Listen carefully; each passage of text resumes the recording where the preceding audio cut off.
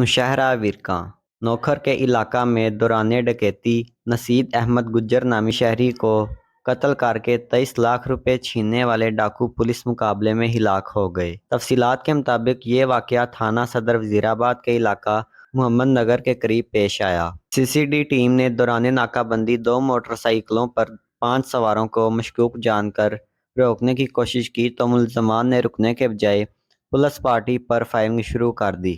2 तरफा फायरिंग के तबादला में नसीर अहमद गुज्जर को कत्ल करने वाला मुलजिम हिलाक हो गया। मुलजम की शनाख्त महबूब के नाम से हुई, जो अपने ही साथियों की फायरिंग से मारा गया।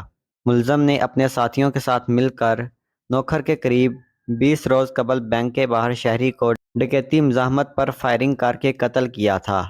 मुलजमान की शहरी नसीर के साथ झगड़ने और फायरिंग की सीसीटीवी फुटेज भी सामने आई थी। मुलजम के दीगर साथी अंधेरे का फ़ायदा उठाते हुए मौका से फ़रार हो गए। पुलिस की भारी नफरी ने मौका पर पहुंचकर मुलजमान की तलाश शुरू कर दी है।